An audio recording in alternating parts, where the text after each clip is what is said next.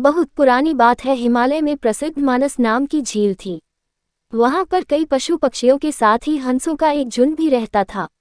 उनमें से दो हंस बहुत आकर्षक थे और दोनों ही देखने में एक जैसे थे, लेकिन उनमें से एक राजा था और दूसरा सेनापति। राजा का नाम था धृतराष्ट्र और सेनापति का नाम सुमुखा था। झील का नजारा बादलों के बीच में स्वर्ग जैसा प्रतीत होता था। उन समय झील और उसमें रहने वाले हंसों की प्रसिद्धि वहां आने जाने वाले पर्यटकों के साथ देश विदेश में फैल गई थी। वहां का गुणगान कई कवियों ने अपनी कविताओं में किया, जिससे प्रभावित होकर वाराणसी के राजा को वह नजारा देखने की इच्छा हुई। राजा ने अपने राज्य में बिल्कुल वैसी ही झील का निर्माण करवाया और वहां पर कई प्रकार के सुंदर और आकर्षक फूलाए के पौधों के साथ ही स्वादिष्ट फलों के पेड़ लगवाए। साथ ही विभिन्न प्रजाति के पशु पक्षियों की देखभाल और उनकी सुरक्षा की व्यवस्था का आदेश भी दिया। वाराणसी का ये सरोवर भी स्वर्ग जैसा सुंदर था, लेकिन राजा के मन में अभी उन दो हंसों को देखने की इच्छा थी, जो मानस सरोवर में रहते थे। एक दिन मानस सरोवर के अन्य हंसों ने राजा के सामने वाराणसी के सरोवर जाने की इच्छा प्रकट की, लेकिन हंसाई का राजा समझदार था। वह जानता था कि अगर वो वहां गए तो राज उन्हें पकड़ लेगा। उसने सभी हंसों को वाराणसी जाने से मना किया, लेकिन वो नहीं माने।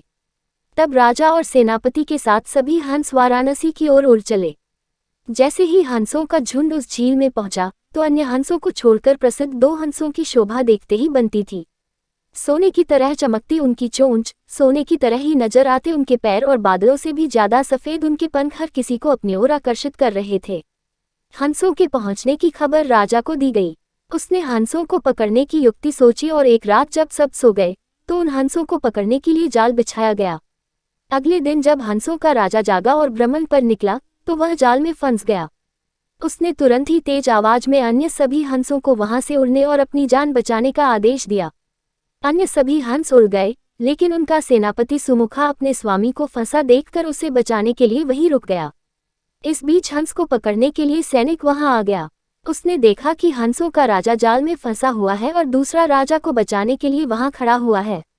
हंस की स्वामी भक्ति देखकर सैनिक बहुत प्रभावित हुआ और उसने हंसों के राजा को छोड़ दिया। हंसों का राजा समझदार होने के साथ साथ दूरदर्शी भी था। उसने सोचा कि अगर राजा को पता चलेगा कि सैनिक ने उसे छोड़ दिया है, तो राजा इसे जरूर प्राणदंड देगा। तब उसने सैनिक से कहा कि आप हमें अपने राजा के पास ले चलें। ये सुनकर सैनिक उन्हें अपने साथ राजदरबार में ले गया। दोनों हंस सैनिक के कंधे पर बैठे थे। हंसों को सैनिक के कंधे पर बैठा देखकर हर कोई सोच में पड़ गया।